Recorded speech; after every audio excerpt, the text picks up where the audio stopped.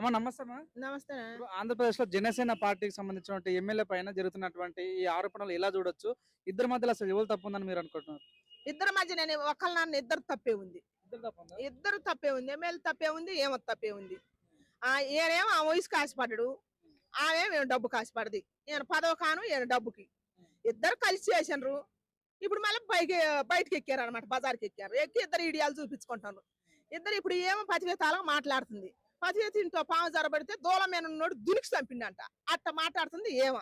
అదే dealing set కానందుకు ఇవన్నీ బయటకు వస్తున్నట్టవా? సెట్ కాకనే, సెట్ అంటే ఇప్పుడు రాజకీయం జరపడదు కదా. ఇప్పుడు వైఎస్ఆర్ రాజకీయం, ఇప్పుడు రాజకీయం జరుగుతుంది అక్కడ.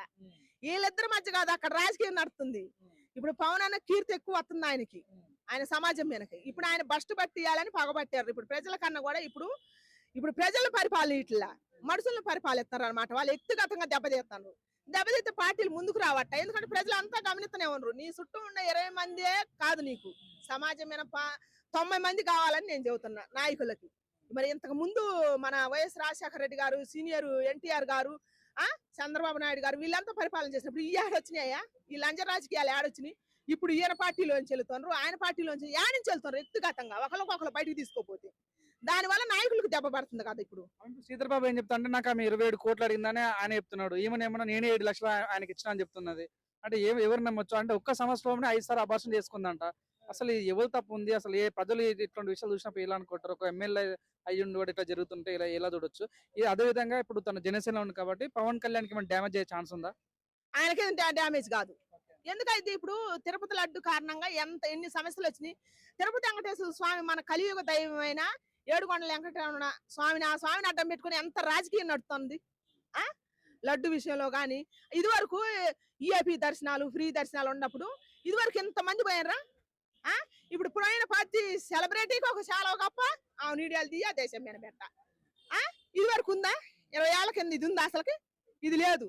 ఆ స్వామిని వాడుకుంటారు అందరు. ఇప్పుడు మొత్తం తిరుపతి వెంకటేశ్వర స్వామి ఉండి మీద పడదు కన్ను.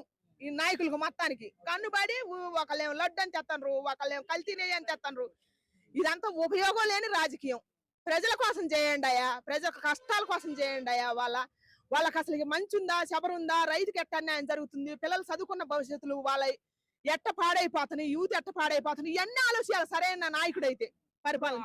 ఆమెకు అన్యాయం జరిగినప్పుడు అప్పుడే చెప్పకుండా ఒక సమస్య అయితే వచ్చి ఈ రకం మీడియా ముందుకు రావడం ఇలా చూడొచ్చు అంటారు. అంటే ఈ రకంగా ఈ మధ్య ఇలా చూస్తుంటే అమ్మాయి జానీ మాస్టర్ కానీ, రాజ్ తరుణ్ కానీ అంటే కలిసినప్పుడు బాగానే ఉంటారు. ఏదైనా డిస్టర్బెన్స్ కానీ బయటకు వచ్చి మీడియా ముందుకు వచ్చి అది ఇది అని చెప్పడం వల్ల ఎవరు నమ్మాలి అసలు? ప్రజలు ఎవరు నమ్మలేదు. వాళ్ళిద్దరే ఫస్ట్ పట్టిపోతారు. ఈ 2 నాళ్ళు మనం అడావిడి చేస్తాం. మీరు అడుగుతారు, మీడియా వాళ్ళు అడుగుతారు, మేము చెబుతాం.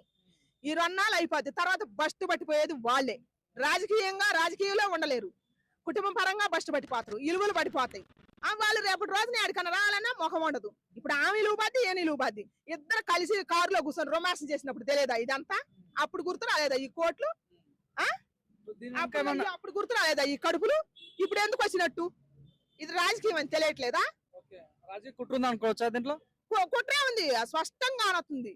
ఇప్పుడు జగనన్న వచ్చి మాట్లాడుతుండు. జగనన్న ఇదే జగనన్న ఆ రోజు మాట్లాడకూడదు? ఆ రోజు వాళ్ళ పార్టీలో కూడా 4-3 వచ్చారు కదా బయటికి. ఇదే జగనన్న ఇప్పుడు మాట్లాడిన మహిళలకు అన్యాయం జరిగిందని మాట్లాడిన జగనన్న ఆ రోజు కూడా మాట్లాడితే జగనన్న ముందు రావడానికి అవకాశం ఉండేది. ఇప్పుడు జగనన్న మాట్లాడుతుండు. దీనివల్ల జగనన్న అపహాసం పాలైపోతాడు కదా. ఇప్పుడు పవన్ అన్న రాలేదు బయటికి, జగనన్న వచ్చిండు. జగనన్నే ట్రోల్ అయిపోతుండు. కానీ వద్దన్నా, నీకు తెలియట్లేదు. ఇట్ట మధ్య వాళ్ళ మాటలు ఏంటుండు జగనన్న. కీర్తి నువ్వు తెచ్చుకుని ఎంత కష్టపడి నువ్వు పాదయాత్ర చేసి మీ నాన్నగారి తర్వాత నువ్వు అంత కీర్తిని తెచ్చుకున్నావు. మధ్య వాళ్ళ మాటలని ఆ కీర్తి పోతుంది. దయచేసి ఈ రాజకీయం వద్దు, ఈ రాజకీయం వద్దు. ప్రజలు అందరూ చూస్తూనే ఉన్నారు. జగనన్నకు ఒకటే చెప్పదలుచుకుంటున్నాను నేను, ఈ రాజకీయం వద్దు. ఎందుకంటే ఇప్పుడు నువ్వు చెబుతున్నావు, ఇప్పుడు నీ పార్టీలో కూడా జరిగింది, నిన్ను కూడా అడుగుతారు కదా. అందుకని వద్దు, ఇట్లాంటి రాజకీయాలు వద్దు. ప్రజలకు ఏమన్నా కావాలంటే అది చేయాలి, ముందుకు రావాలంటే రాజకీయ నాయకులు. ఈ సంఘటన మొత్తం చూసిన తర్వాత అసలు ఎవరు తప్ప అనిపిస్తుంది? శ్రీధర్ బాబు తప్ప అనిపిస్తుందా, అమ్మాయి తప్ప అనిపిస్తుంది? నాకు ఇద్దరు తప్ప అనిపిస్తుంది. ఆ ఇద్దరికి వాళ్ళు కొవ్వెక్కి చేశారు. ఇప్పుడు మీడియా ముందుకు వచ్చారు. అంటే మీ ఏమకి ఎన్ని కోట్లు వస్తున్నాయో, మరి ఆయనకి ఎన్ని కోట్లు వస్తున్నాయో. రాజకీయంగా పవనాన్ని దెబ్బతీయాలని చేసే కుట్ర ఇది. ఏమి లేదు దీనివల్ల. దీనివల్ల ఇప్పుడు ఆయన కొరికేది ఏముండదు, ఆయనకు ఉండేది లేదు, ఊడేది లేదు పవనాన్నకి. అంటే సస్పెండ్ చేసి పార్టీ ఉంచడు పార్టీలో. దానివల్ల ఆయన పార్టీకి నష్టం ఏమవుతుంది చెప్పు? 100 ఎంటికలు ఉన్నాయి, ఒక ఎంటికి ఊడిపోతే ఏ రోగును పోతుందో చూస్తారా? అది దానివల్ల ఊడేది ఏమి లేదు. దీనివల్ల మన పవర్ స్టార్ పవన్ కళ్యాణ్ అన్న కీర్తికి ఏం దెబ్బ తగలదు. థ్యాంక్ యూ అమ్మా.